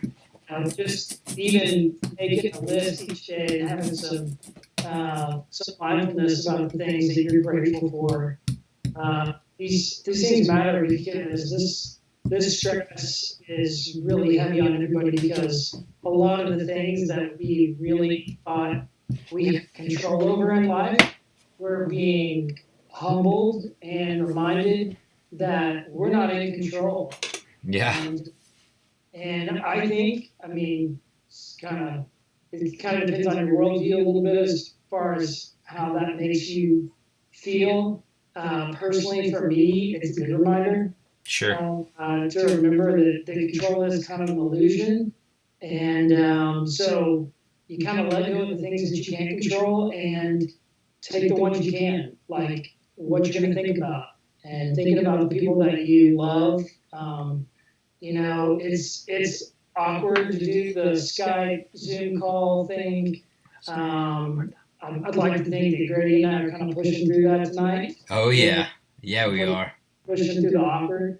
But set up a Zoom call with your family and have a competition to see who can have the craziest backdrop and write letters and watch streaming videos of people making art. That's right. Got that right, Bob. Yeah, that's the cure. More ink on the poster. That's That's right. the cure. That's right. What kind of things? Somebody did ask. What are you doing to unwind and all this? I mean, I know for a fact as your friend that this is kind of a stressful time. Obviously, like what are you doing to kind of unwind in all this? Yeah, so I would say I'm not doing it perfect for sure. I don't think there necessarily is a perfect way, but we've kind of moved over from thinking that this was going to be a sprint to realizing it's a marathon, and I think that's kind of important to still try to eat healthy, try to exercise. Yeah, you're in your garage now instead of maybe going to the gym, but at least trying to move. I'm definitely trying to, take my own advice and spend time on the porch. I would say that it's unhealthy to be watching the news and be reading about this. Yeah. I don't think it's changing that often. I think I had to get an update, check this, but and read a book. Delve deeply into the world of big cats. Yeah. And I mean, sometimes you just gotta have a distraction. So I love it. I love it, man. Well, you ready for the first reveal, Bob? I'm a little nervous right now. dude, no, this is gonna be sweet. Just a disclaimer: if this is really really bad, I'm not gonna give this to anyone who is bidding money on this. Which another plug here. If you would like, there's gonna be 4 posters that are gonna go to the 4 highest number. Whoever emails me the highest number to booking@greatspencer.com, and then everyone that sends any offer, whether it's a penny or whatever, $10, $100, anyone that sends any offer, I'm gonna put all their names in a hat, and then I'll draw one name, and you'll get it for free. So the fifth one, so it just offer a penny. If you don't have any money, just give me a penny, and you might win it for free. Let's take a look here. Super nervous. Y'all are gonna see it before me.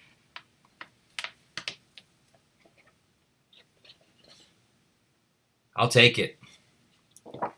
I wish that I'd left some black in there, but that's just the way I did it. So it's very graffiti like. So, the penny offers might be a real deal. But, this is something cool. Hopefully. I kind of love it, actually. The alignment's a little bit off, Kason, but I think it kind of adds to the flavor a little bit. What do you think, executive producer? Will you take that one? Yeah. The executive producer will take that one. Sign it. I will sign it for her. It's got some pop to it, man. Yeah, man. I was trying to give juxtaposition, right, in art. I will never ever claim to be an art guy, but you got the darkness of the background, but you got some sunshine, and the whole thing on the "Nothing Is Bad" song is, it's basically like when I wrote it, it was like I couldn't go to a show because the roads were too icy, and so it's basically a song about being locked down, literally, in our house because we couldn't leave because it was icy. But we had some sangria, we had some bread, and we had each other, and it was like nothing's bad. Even though there was a lot of stuff that's bad, and a lot of stuff's bad right now, but at the time, and depending on how you view this thing, it could be that nothing's bad. Really corny explanation of why I'm doing this one in particular. But, yeah. I'm not mad at that result, though. You were prepping for this, man. That's right. You didn't know it at the time, but you were getting ready for this. That's right. I've been writing for COVID for 8 years now. Just waiting for it to happen. Right.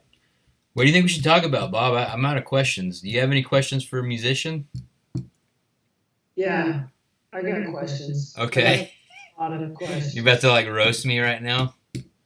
No, no way, man. These are all the questions that your fans want to know. Okay, They're cool. sitting around and they're chatting about it. They're gonna write stuff on YouTube. So here's my question. So you're sitting in the audience and you're watching a band play. So you're a fan. Grady Sure. Spencer is a fan. Okay? Yes. And I'm big fans of a lot of people. Yes. Sudden, a light falls down and knocks somebody in the band out.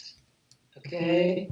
And the band looks up to you and says, "You get up here and help." Like, what would be that dream band where you're just sitting there and you're just like, because I went to one time I went to a U2 concert and they had a guy that was out in the middle and he was holding up a sign the whole time, and Bono like told that guy, and said, "You come up here." And the guy held up a sign and he said, like, I forget what song it was, but like, "I know how to play." Oh, yeah.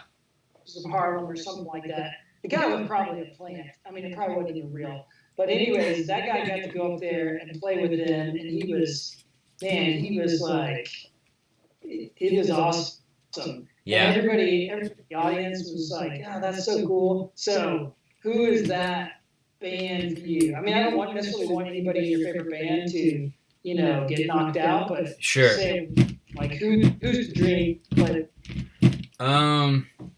It's hard because my favorite band in the whole world is a band called the Wood Brothers, and in a lot of ways, the way that I write and sing is pretty much a rip-off of that guy. His name's Oliver Wood. So I think that would be the easiest one to jump in because I sound so much like him because I like kind of rip him off sometimes. But it's only 3 guys, so it would be pretty evident that I'm not as good as him. It would be very glaring. So possibly a band like Polyphonic Spree, where there's like 28 people up there, and I could just like slap on the robe and just blend right in. and I'm just like back there with the egg shakers, just It- doing the Lord's work. You know what I mean? they look like they're having fun up there. Oh man, like almost to a fault. Like I think it's like you can't be having that much fun. Man, look at that. Look at this. We got some got Rob S says Dawson missed the DO conversation, but I'm a TCOM 2018 grad, currently doing residency in Houston. Would be happy to offer advice anytime. Definitely miss DFW being able to go to GS and W shows. That's what we're trying to do here, Bob. That's what we're doing. We're all just hanging out, helping each other, telling jokes, guffawing, making posters. Have you ever used the word guffaw in a sentence seriously? GUFFAW. Yeah. I like. Oh, your head's not on your body, Bob. Hang on. Let me get your head right. Your head ain't on your body. There we go. Does that help? Yeah, there you go. Let me do some surgery here. Yeah, it's trippy, man.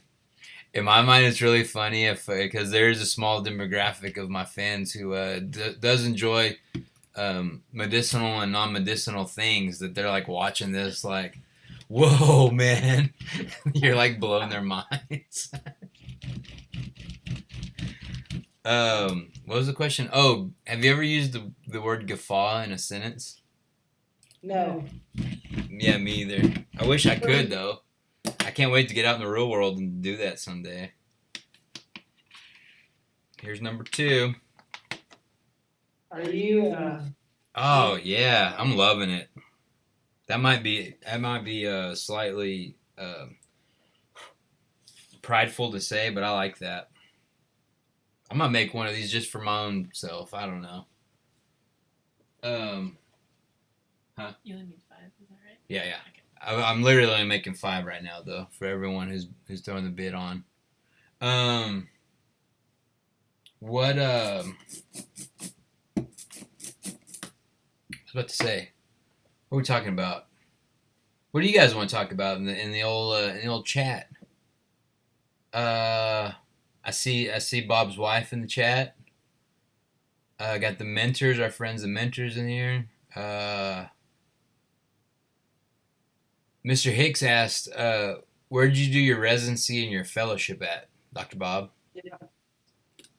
Scott Watkins in Temple, Texas, for residency, and then just went straight into practice. So I didn't do a fellowship. Most people in anesthesia, if they do a fellowship, would do cardiac, or some people will go into pain. But I just went straight into private practice. That's right. You didn't need no more schooling, Dr. Bob. You're like, I'm ready to do this. I'm ready to teach. I'm tired of being taught. It's time to get to the work. That's right. There's work.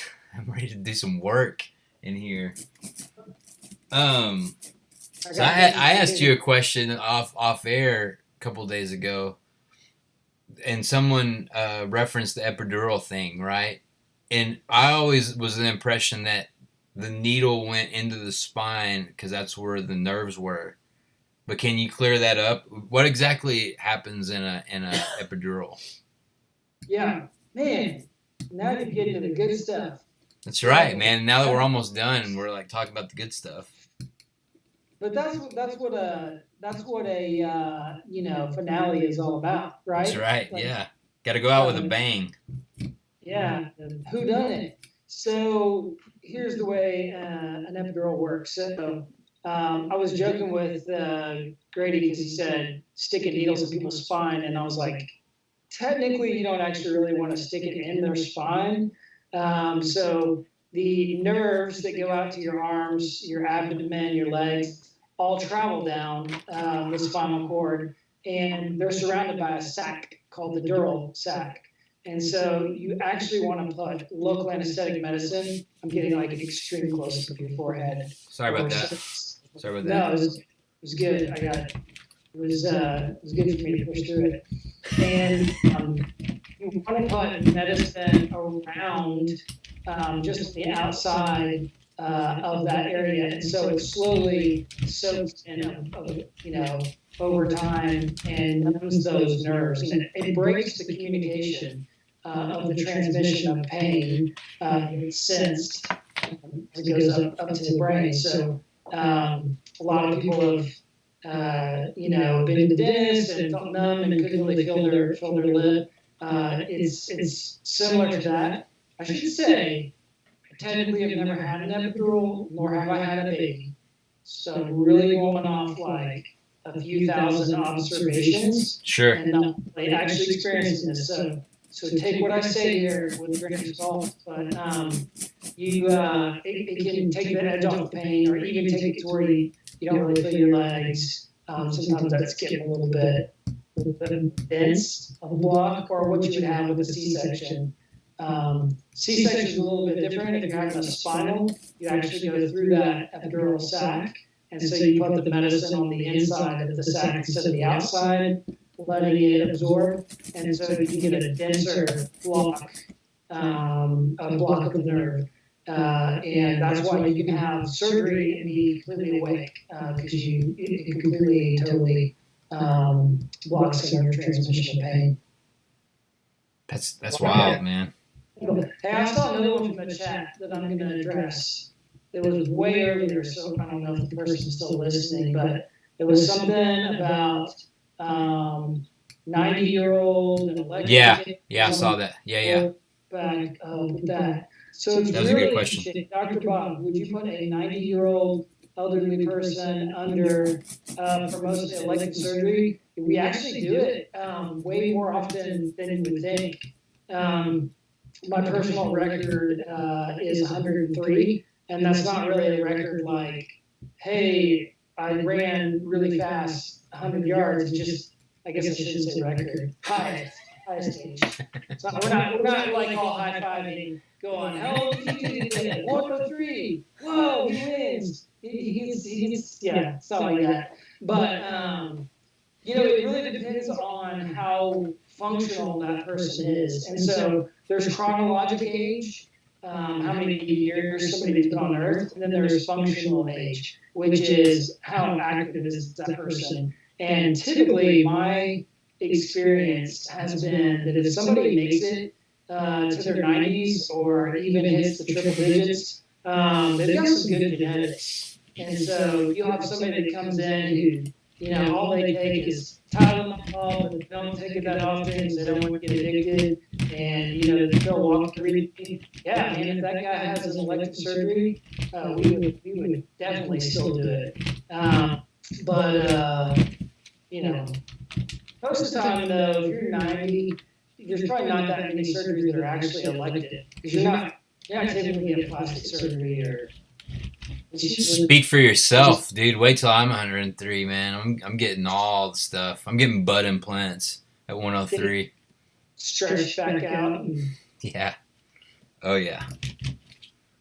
Sorry to completely derail the thing. My wife just asked a great question. Do you see that one in the Discord chat? What? Yeah, you got choppy. What was the question? I said my wife asked a pretty fire question to Dr. Bob in the Discord chat. Do you see that? How far down? It's pretty recent. I'll just read it. My wife, she said our anesthesiologist, when we had a kid, Mr. Hicks, we don't have our personal one, unfortunately. I guess Bob would probably come help us out if we needed to. Our anesthesiologist offered and took the cutest pic of us as a new family of 3. You flex those photography skills too or nah? Do you take family pics, or have you taken family pics? Oh, I do it, and we'll take them until we get it right. Like even if the OB's like, hey, the abdomen's closed, we're ready to go back out of the room. I'm like, no, not until you get out of our light. And That's right. We're trying to find the right filter, Brenda. Yeah. It's great. Nobody, unless it's like blurry or like your thumb is over it, nobody's ever going to say it's a bad picture. So, like you think you're flexing photographer, but really it's just a happy moment. So yeah, I love it. But I try to frame it. It's a hard picture to take because you've got the mom is laying down, Yeah, and the dad's kind of in a weird spot. they are. Right next to this baby. You don't want to drop the baby, right? But you know, and so yeah, actually, I do flex there, and it's a big deal. Yeah, yeah, it is a big deal, dude. We've got some great questions, man. This is a real one from my man Anthony. Was there ever a time when you doubted your career path during your studies? If so, how did you find a way to overcome your doubts? Somehow, I kind of Yeah, get the man. vibe that he might be dealing with some of that, maybe. Yeah. So, absolutely. I think if anytime you set out in your life to do something that's hard, there's going to be moments where all you see is the moment right around you that's really hard. And so I think, in a big way, it's stepping back and getting perspective, and and that made a huge difference for me was trying to stay centered and have other people around me. It's really it's no lie. You don't do it on your own. I mean, you really have to have um, friends and community while you're doing it. We were lucky in Lubbock. We had absolutely incredible friends that we still keep up with that kept us sane during that time. My wife is just a saint when it comes to making home fun and creative and lighthearted. She actually like taking the epidemic to the next level and kind of gone pretty extra at our house. So it's like she turned our living room into a basically like a classroom. So like I walk down the hall and I feel like I actually walk into a classroom. And so having good people around you can help to remind you that what you're doing matters and it's worth it. But yeah, you just gotta think of the big picture. Whatever it is you're doing, that's not just medicine. I mean, that's anything you're doing that's hard and challenging. If you're running a 400-meter race, you can't get fixated on how hard that middle 100 yards is between 200 and 300. You gotta think about getting to the end. Just keep running. So That's a great answer, dude. Super great. There's some peanut butter questions going on over there. Yeah, dude. Casey, he's got some questions. You see it, right? You see what he's saying? I'm gonna do the last poster while you answer this one. This is a good way to close this out. What's the last question? Casey Hicks asks, serious question, Dr. Bob, creamy or crunchy peanut butter? Sub question, grape or strawberry jelly? Yeah, so probably more almond butter. Oh, wow. Almond butter, huh? Yeah. For health reasons or just personal taste? Probably a little health, and then I got used to liking it. So I'm not going to be pushed into that binary, crunchy or smooth. I gotta go. I mean, if I really did have to get forced to that, yes, cream for sure, and Yeah. strawberry for sure. Yeah. Wow, Allison 143 nailed it. How did Hard-hitting questions. good guess? I guess. Yeah. Good guess, I guess. All right, let's roll this last one, man. Then we're going to let everybody go on with their evening. We've been hanging out for 2 hours, or I've been hanging out for 2 hours. Dr. Bob, I can't thank you enough, man. What'd you say? Yeah, you were sweating for a while, weren't you? What's that? Like you look like you were like working hard. I always, fun fact, Dr. Bob, you'll learn this as our friendship grows stronger, but I sweat anytime. It could be negative 10, and your boy's got forehead sweat or pit sweat. And so it's no accident when people see me at shows that I'm a white shirt or a black shirt. And every now and then I'll screw up and wear like a gray shirt, and it becomes quite evident what's going on. And what's going on is there's quite a lot of sweat happening. Are the lights hot too? I mean, is that yeah, I don't have the most professional lights. I've got shop lights in here. You play. What's that? Oh, like concerts. You Yeah. know your day job? Yeah. What? Are the lights at concerts? Oh yeah. Oh yeah. The lights at concerts for sure. Those get super hot. I thought you were talking about my studio here right now. Yeah, the lights at concerts, dude, they can be brutal. And then a lot of venues, they don't really think about it, and they don't put a lot of air conditioning like up around the stage. Some venues are nice where like you can tell they thought about it. It's well ventilated and nice and cool, but a lot of times, man, I'm dying up there, and I try to drink all the Topo Chico I can.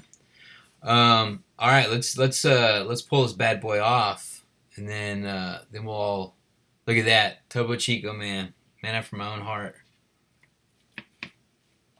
I'm sweating. Yeah, It's not shop lights. It's wearing one of those green suits.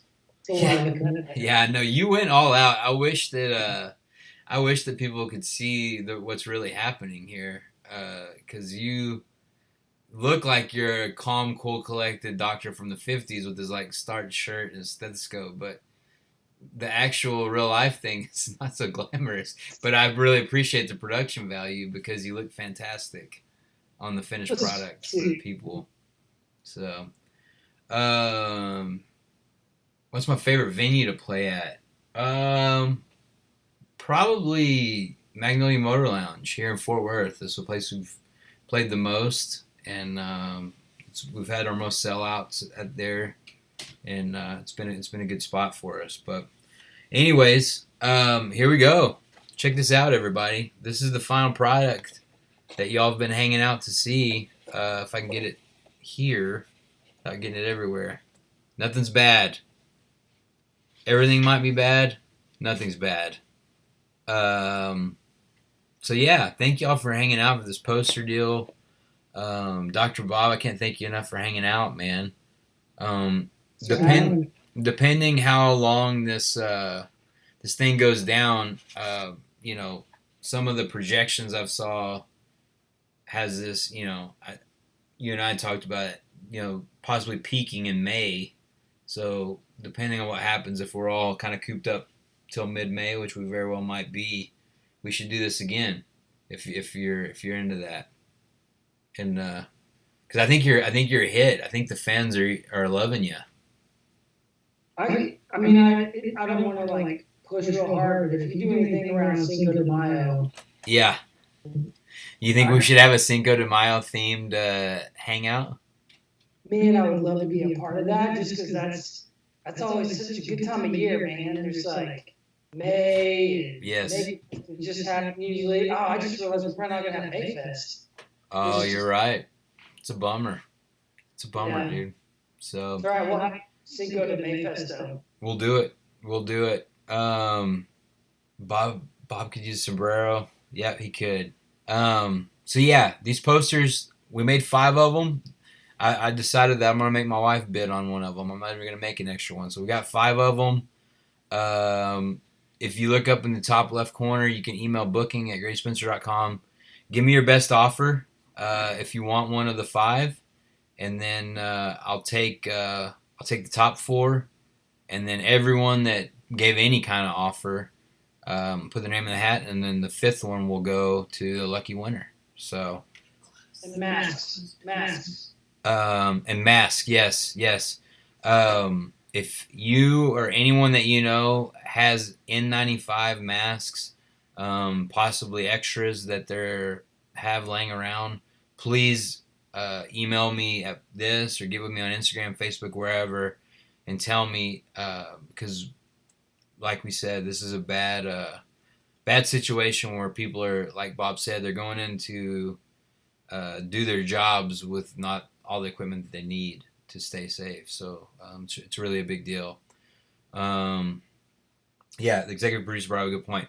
I'm going to leave the email open until tomorrow night, probably around 8, tomorrow, Friday. So you've got from now until tomorrow at 8 p.m. to give me your offer, and then I'll shut it down and take the top 4, and then we'll do the drawing, and we'll announce that soon. So yeah, man, thank everyone for hanging out so much. We got some um, VIP, not VIPs, just frequent flyers in here, and I appreciate that. Um, I'm thinking I'm probably gonna do a music one of these. I'm gonna do a music Coronatown probably Sunday afternoon or late afternoon, early evening, because people have said that 8 p.m. is gets a little late. Especially, I mean, I'm in my mid 30s. Bob, I don't know what time you close your peepers, but you know, eight could potentially be pushing it back too far. So leaning towards Sunday at 6, doing a Coronatown, just music, no tomfoolery. Just play awesome songs and hang out. And if you've got background videos, please email me those at booking. Clean videos that you own all the rights to that YouTube's not going to get onto me for.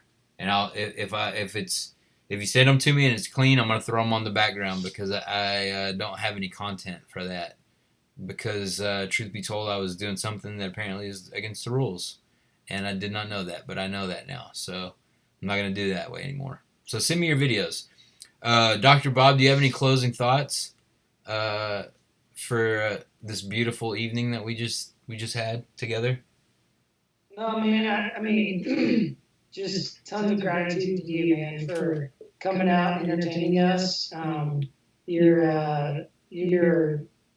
You're a great guy, man. Really appreciate you sharing your music. Your music makes people feel better and helps people get through tough times. And the posters are dope. We put our order in. Oh, thank you. I don't, we'll see. We'll see. But for sure, man. And I do see a request for some tomfoolery. Yeah, there's always going to be a little bit of tomfoolery with me. I mean, you point a camera at your boy, there's going to be a dash of tomfoolery no matter what. Yeah, that's a guarantee. So, there was something I was going to say and I forgot what it was. Yeah, I don't know, man. Everybody take care of themselves. Please be safe. If you know anyone who has N95 masks, please holler at me and send me your funny videos.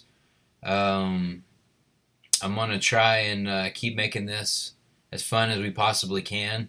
So, like I said, Sunday afternoon, Sunday evening, we'll do a music one, and then next week we'll do some more silly stuff just for fun. So, Dr. Bob, thank you so much. Thank you to Allison and the girls for letting you sneak away for a little bit. And yeah, man, hope everybody has a great night. Hit me up if you want one of these posters, and yeah, we'll see everybody real soon. Everybody be safe, and God bless everybody. Later, Bob. See you, man.